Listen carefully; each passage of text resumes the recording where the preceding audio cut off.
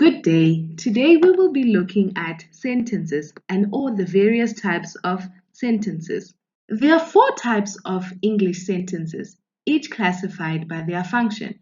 We have a declarative sentence, which is often referred to as a statement. We have an interrogative sentence, which we refer to as a question sentence. We have an imperative sentence, which we refer to as a command. And lastly, we have an exclamative sentence, which we often refer to as an exclamation. Mixing these types of sentences in our speaking and writing is a great way to make speaking and writing more dynamic and interesting. Next, we will look at each type of sentence closely, starting with a statement. A statement, we define it as a sentence type that tells the reader a fact or an idea about a single topic. For example, Harry enjoys reading books. There is no load shedding tonight. I had a good time yesterday. Looking at our examples, they all convey a single idea, like the last sentence tells us about the event the person enjoyed. Note that with statements, they usually end on a full stop, as compared to the sentence type we are going to look at next, which is a question sentence, has a very distinct punctuation mark it always ends with. This type of sentence that we'll be looking at is a question sentence, which is a sentence that usually appears to require an answer. For example, are you playing netball today? Why are you always late? How old are you? Looking at the examples, question sentences are easy to identify and remember. We can identify them firstly by means of the punctuation mark at the end, which is a question mark. And we can remember them as sentences that always require some sort of answer. In the same way, this sentence type we will look at next has an obvious punctuation mark at the end, and it's called an exclamation mark. So, exclamation sentences is a sentence that expresses strong emotion such as surprise, excitement, anger, or a random thought in a sentence. For example, hey, no smoking in here. That's good news. What a pity. Looking at our examples, we can see that they express different emotions. Like the first one, without the exclamation mark, we would not get the sense of urgency in the sentence. And in the second sentence, we can really feel the excitement of the good news because of the exclamation mark. These types of sentences are easy to spot with the exclamation mark. The next sentence type that we will look at is the command, and it ends on a full stop like statements. But there is a distinct feature that makes it stand out. But before we dive into it, let's first define what a command sentence type is. Well, a command sentence is a sentence that functions to give instruction or making a request.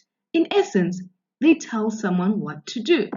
For example, do your homework, wait for me, be there at 5.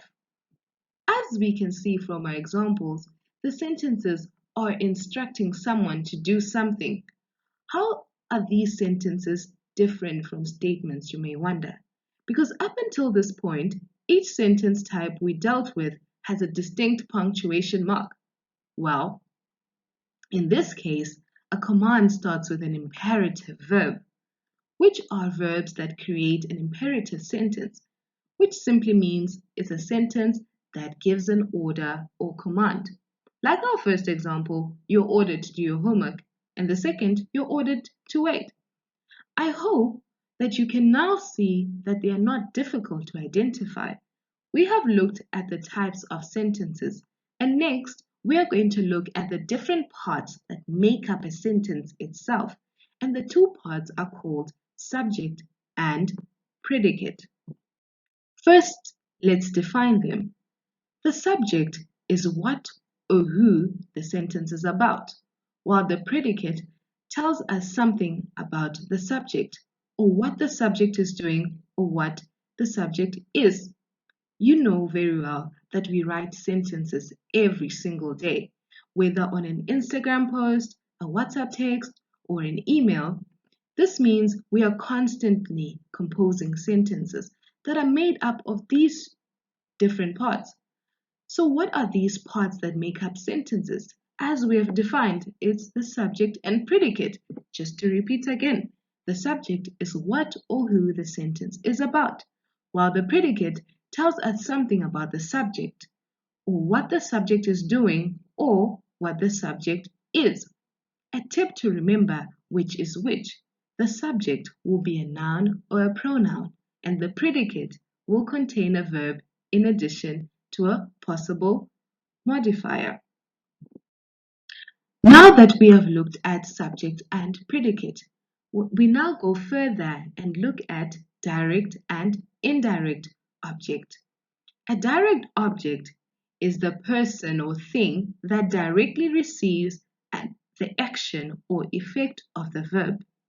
It always answers the what or whom questions. The indirect object answers the question for what, of what, to what, for whom, or to whom, and accompanies a direct object. Let's read our examples. You forgave me my mistake. And the second one is, she forgave Sam for ruining the party.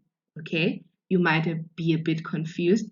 Let's look at these sentences closely.